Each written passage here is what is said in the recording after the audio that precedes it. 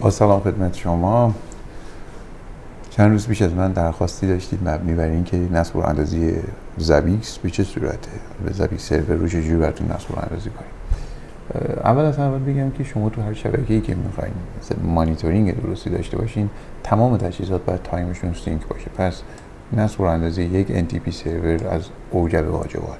حالا شما یا NTP دارید سخت افزاریه، یا اینکه ندارید مجبورین از طریق چند تا کاماند ساده اون رو نصب و اندازی کنید. من همین NTP کرانی رو میخوام برای شما نصب و اندازی کنم. یه دونه NTP سرور رو آوردم. یه ماشین اوبونتو 1.2 گیگا شما میتونید بیارید بالا.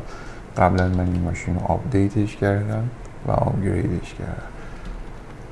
IP آدرس ماشین رو یه بار با هم چک میکنیم. 58142.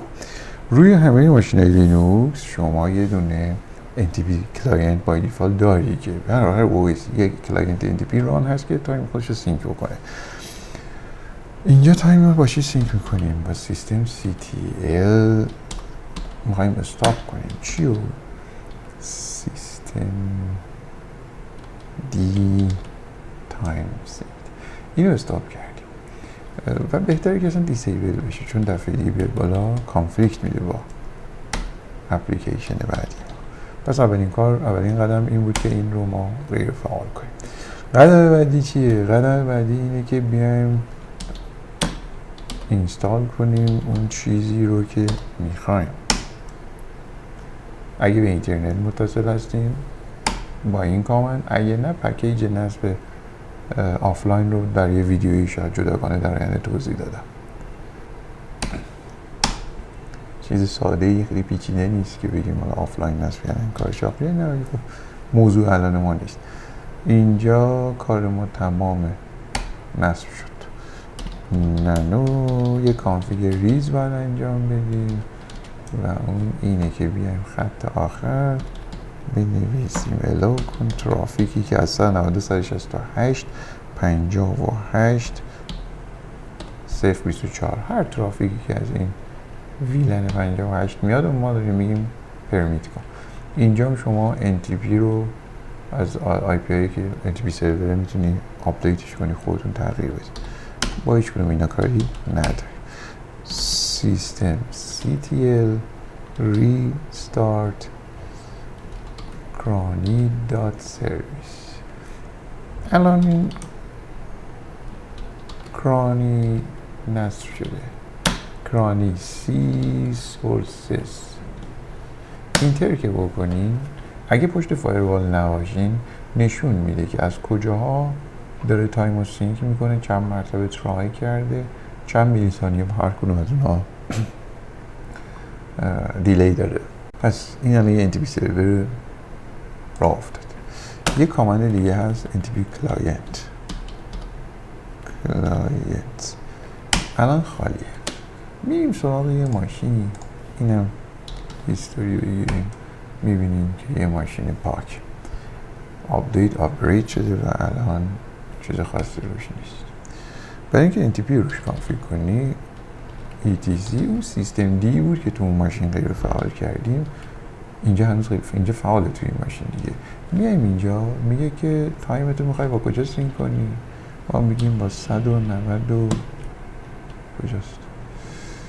تایم با 192.168 58 142 بوده NTP IPش درسته. IP آدرس 142 بوده. اینجا میگیم برو با 142.